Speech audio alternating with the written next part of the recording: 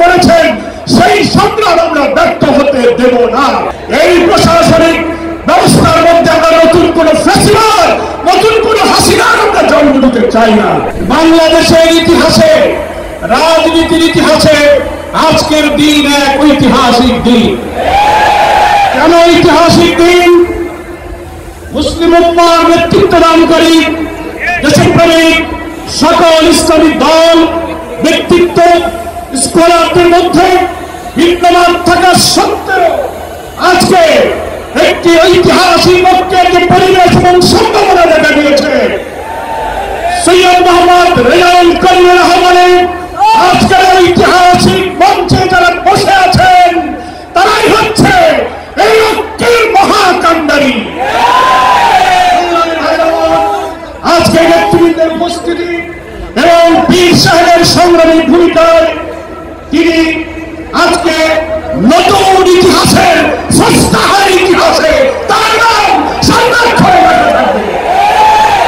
সংগ্রামী দেশবাসী ভাইরা, আমি অন্তর্বর্তীকালীন সরকারের প্রধান প্রফেসর ডক্টর মোহাম্মদ ইউনূস আপনাকে বলতে চাই, আপনিও ন্যাশনাল কনসেনসাস কমিশন যেটা হয়েছে তারও আপনি চেয়ারম্যান, তার কো চেয়ারম্যান করা হয়েছে প্রফেসর ডক্টর আলী আজকে।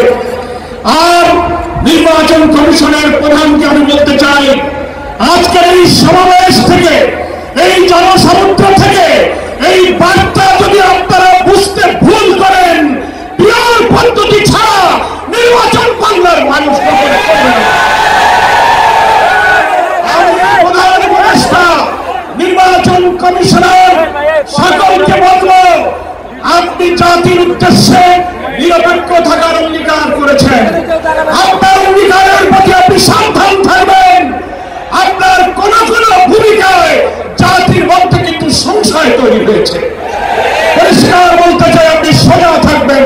আমরা আমাদের জন্য, কোন দলের জন্য পক্ষপাতিত্ব চাই না। 2000 ছাত্র জনতার জীবন, হাজার হাজার মানুষের রক্ত, 17-18 বছরের মানুষকে ফাঁসি, অত্যাচার, জুলুম, রিমান্ড, ক্রসফায়ার দিয়ে আমি বলবো পীর মশাইকে যে নির্বাচন করেছেন সেই সংগ্রাম আমরা ব্যর্থ হতে দেব না। অবশ্যই জাতির যে দাবি উচ্চকিত হয়েছে, নির্বাচনের লেভেল প্লেইং ফিল্ড আপনাকে নিশ্চিত করতে হবে। আপনি জাতির কাছে, জাতির উদ্দেশ্যে ভাষণে একটা কথা বলবেন, হেড অফ দি গভর্নমেন্ট একটা কথা বলবেন, রাষ্ট্রীয় টেলিভিশনে একটা কথা বলবেন, কোন একটা দলের কাছে আলোচনায় গিয়ে সে কথা আপনি ভুলে যাবেন। এটা নিরপেক্ষতা বন্ধ হয়েছে।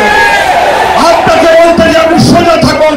রাজনৈতিক সংলাপে আপনি দোষ করেননি, বৈঠক করার অধিকার সবার আছে, কিন্তু আপনি এক জায়গায় কথা বলে মত পরিবর্তন করবেন কেন?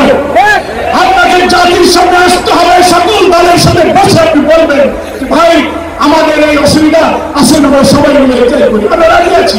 কিন্তু আপনার এই ভূমিকায় প্রশ্ন তৈরি হয়েছে, আগামী 8-10 মাস পরে যদি নির্বাচন হয় আপনি সোজা থাকবেন কিনা, আপনাকে এই 8 মাসে নিরপেক্ষতার প্রমাণ আপনাকে দিতে হবে। আপনাকে নির্বাচনের আগে যে সত্য, মানবতা বিরোধী গণহত্যাকারীদের বিচার অবশ্যই দ্রুত দৃশ্যমান করতে হবে।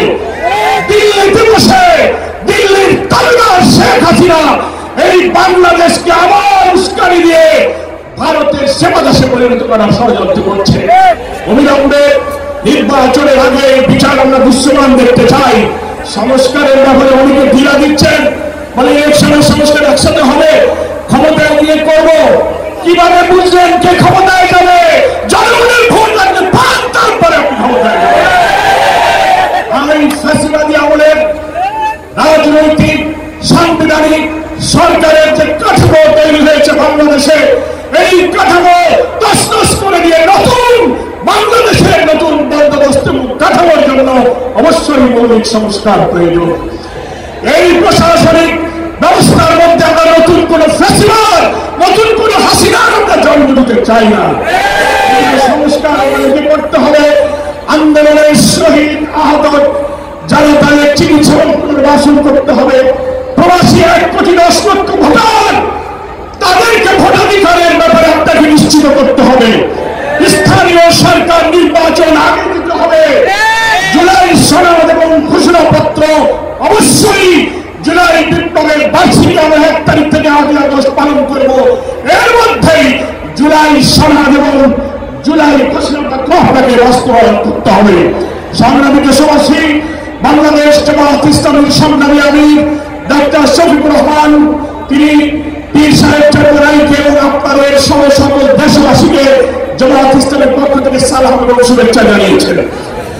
তিনি জাতীয় ঐক্যের জন্য যে ঐতিহাসিক ভূমিকা রেখে চলেছেন, আমি মনে করি চট্টগ্রাম পীর সাহেব সেই চেষ্টার ক্ষেত্রে একটি গুরুত্বপূর্ণ ঐতিহাসিক উদারতা, অবদান, মহব্বত রেখে ইতিহাসের একটি সংস্থা হয়ে